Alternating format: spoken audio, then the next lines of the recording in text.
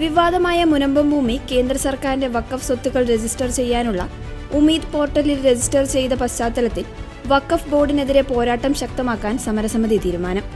തർക്കത്തിലുള്ള 404 acre ഭൂമിയാണ് സംസ്ഥാന വഖഫ് board കേന്ദ്രത്തിന്റെ സർക്കാരിന്റെ ഉമീദ് പോർട്ടലിൽ രജിസ്റ്റർ ചെയ്തിരിക്കുന്നത്. രാജ്യത്തുടനീളമുള്ള വഖഫ് സ്വത്തുക്കളുടെ വിവരങ്ങൾ ഡിജിറ്റലായി സൂക്ഷിക്കുന്നതിനുള്ള കേന്ദ്രീകൃത ഡാറ്റാബേസ് സംവിധാനമാണ് ഈ പോർട്ടൽ. ഭൂമിയുടെ മുത്തവല്ലി സ്ഥാനം വഖഫ് ബോർഡ് നേരിട്ട് ഏറ്റെടുത്തതുകൊണ്ടാണ് ഈ രജിസ്ട്രേഷൻ നടപടികൾ പൂർത്തിയാക്കിയിരിക്കുന്നത്. എന്നാൽ വഖഫ് പോർട്ടലിൽ ഒരു ഭൂമി രജിസ്റ്റർ ചെയ്യണമെങ്കിൽ അത് വഖഫ് ബോർഡ് നികുതി അടച്ചു വരുന്ന ഭൂമിയായിരിക്കണം.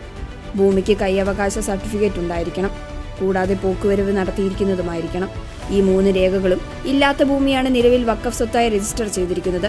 മുൻപത്തെ ഈ ഭൂമി വഖഫ് സ്വത്താണോ അതോ വെറും ഒരു ദാനപത്രമാണോ എന്നതുമായി ബന്ധപ്പെട്ട കേസ് വഖഫ് ട്രൈബ്യൂണലിന്റെ സജീവ പരിഗണനയിൽ ഇരിക്കെയാണ് ബോർഡിന്റെ ഈ നിർണായക നീക്കം.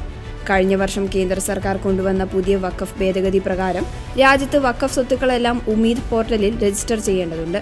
ഇങ്ങനെ രജിസ്റ്റർ ചെയ്യുന്ന സ്വത്തുക്കൾക്ക് മാത്രമേ വഖഫ് നിയമപ്രകാരമുള്ള സംരക്ഷണം ലഭിക്കൂ എന്ന പശ്ചാത്തലത്തിലാണ് സംസ്ഥാനത്തെ ഭൂരിഭാഗം വഖഫ് സ്വത്തുക്കൾക്കുമൊപ്പം മുനമ്പം ഭൂമിയും പോർട്ടലിൽ ഉൾപ്പെടുത്തിയത്. മുൻപ് ഫറൂഖ് കോളേജിന്റെ കൈവശമായിരുന്ന ഈ ഭൂമി അനുമതിയില്ലാതെ കൈമാറ്റം ചെയ്യപ്പെട്ടുവെന്ന് ചൂണ്ടിക്കാട്ടിയാണ് വഖഫ് ബോർഡ് മുത്തവല്ലി സ്ഥാനം ഏറ്റെടുത്തത്.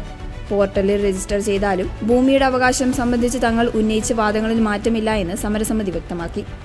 നിയമപ്രകാരമല്ലാതെ ഭൂമി രജിസ്റ്ററിൽ ചേർത്ത് വഖഫ് ബോർഡ് അടിയന്തരമായി പിരിച്ചുവിടണമെന്നാവശ്യപ്പെട്ട് സമരസമിതി മുഖ്യമന്ത്രിക്ക് നിവേദനം നൽകി.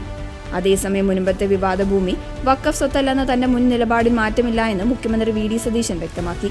ഈ നിലപാടുമായി സർക്കാർ മുന്നോട്ടു പോകും. മുൻപ് ഇടതുപക്ഷ സർക്കാരിന്റെ കാലത്ത് നിയമിക്കപ്പെട്ട വഖഫ് ബോർഡാണ് ഈ ഭൂമി കേന്ദ്ര പോർട്ടലിൽ രജിസ്റ്റർ ചെയ്തത്. പുതിയ സർക്കാർ ബോർഡ് ഇതുവരെ പുനഃസംഘടിപ്പിച്ചിട്ടില്ല എന്നും അവർ പോകുന്ന പോക്കിൽ ചെയ്ത കാര്യമാണിതെന്നും മുഖ്യമന്ത്രി കൂട്ടിച്ചേർത്തു.